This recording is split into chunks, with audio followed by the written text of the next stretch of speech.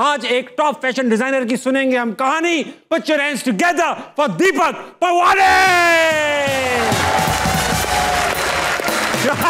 दीपक भाई,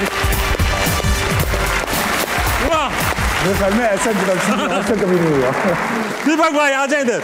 क्या ऑडियंस है भाई, दिलदार। आ जाए। सर, शो का एक ट्रेडिशन है, जो भी गेस्ट आता है इनको शेर सुनाता है, इनको गरमाता है। प्लीज गरम कर दीजिए इन्हें। मुझे ये नहीं पता कि शेर गरम है कि नहीं है, लेकिन शेर सुना देता हूँ। जीना थी हमारी किस्मत के विसाले यार होता, वाह। अगर यूं ही रहते तो ये इंतजार होता। वाह, यूं ही जीते रहते तो यही इंतजार होता। वाह वाह दीपक भाई।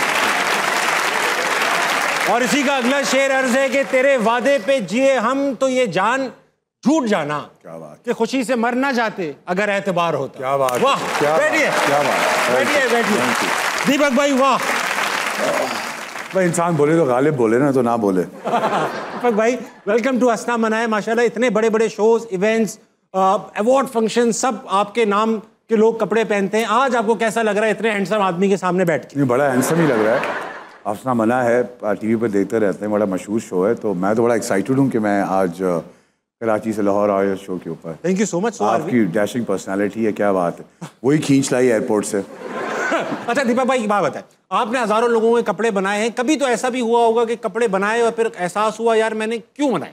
कभी ऐसा भी हुआ कि कपड़े बनाए और कभी उतर भी जाते हैं गलती से। तो अच्छा, ये हुआ है? हाँ। रैंप, आपका इवेंट चल रहा है, रैंप वॉक पे लोग भाग रहे हैं, मेल फंक्शन तो बहुत ही होते होंगे, वार्डरोब। बिल्कुल बिल्कुल। तो कोई ऐसा इवेंट जो ऐसा मतलब किसी मर्द के साथ हुआ हो, याद हो आपको?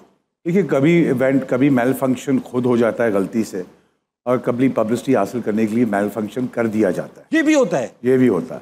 और हुआ है आपके होते में? हुआ है हमारे। तो पता कैसे चलता है कि जानबूझ के हुआ है? क्योंकि जब रिकॉर्डिंग देखी जाती है और रिवर्स किया जाता है, पता चल जाता है किसने मेल फंक्शन किया और किसने नहीं किया। ओह अच्छा, इससे पॉपुलैरिटी मिलती है, मतलब ये कैश हो जाता है ये काम। तो कल आप रैंप वॉक कर रहे हो और गलती से आपके कपड़े उतर जाएं, तो आपने खुद ही उतारे होंगे ना, और पब्लिसिटी के लिए।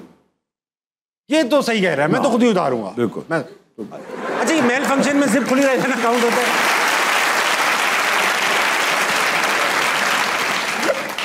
अच्छा, मैंने क्योंकि एक बार रैंप वॉक की है, सिंस आई डिडंट नो कि किस तरह करते हैं, मैं तो फुल पपियां देता हुआ, लोगों ने शोर इतना कर रहे थे, समझा पागल हो रहे हैं मुझे देख के, मैंने ये करता हुआ यूं पैसे देता हुआ लोगों को पहुंचा।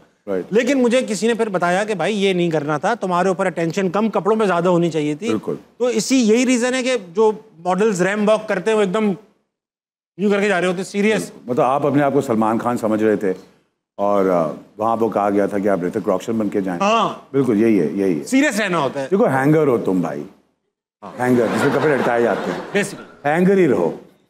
मॉडल को ज्यादा शौका नहीं होना चाहिए, शौका नहीं होना चाहिए, हैंगर बन के जाए, हैंगर बन के वापस आ जाए। बात यह है कि आपने जो ये काम है बेसिकली इसलिए स्टार्ट किया कि आपने डिसाइड किया कि मैं अब्बू से पैसे नहीं लूंगा, अपना करूंगा। बिल्कुल। पैसे कमाने के लिए आपने 10-15 शर्ट्स बनाई, किसी के पास कराची में रखवाई, वो अगले दिन ही बिक गई। बिल्कुल। चोरी की थी? नहीं, जल्दी कैसे बिक गए, लोग वापस ले गए भाई मेरी ये भाई, वो कट फैक्ट्री से पीसेस उठाए थे और शर्ट बना दी थी उस जमाने में। अच्छा, और ये स्टाइल कहाँ से, आपको ये सेंस कहाँ से आया कि ये कपड़े बनाने का? मैं एक्चुअली बायर था बिफोर मैं पाकिस्तान आया। मैं न्यूयॉर्क में रहता था, मेरी एजुकेशन वहाँ हुई थी। तो मैं मेसीज के लिए काम करता था, जेसी पेनी के लिए काम करता था, तो मेरा फैशन इंडस्ट्री में मैं वास्ता था, मुझे पता था क्या बनाना है क्या नहीं बनाना। ठीक। और जब मैं वापस आया तो उस वक्त कोई फैशन नहीं था पाकिस्तान में कोई ख़ास, और लोग जो हैं ज़्यादातर कपड़े ऑर्डर करने जाते थे। वो रेडी टू वेयर का कॉन्सेप्ट नहीं था कि आप गए और ख़रीद के ले आए। सही कहा।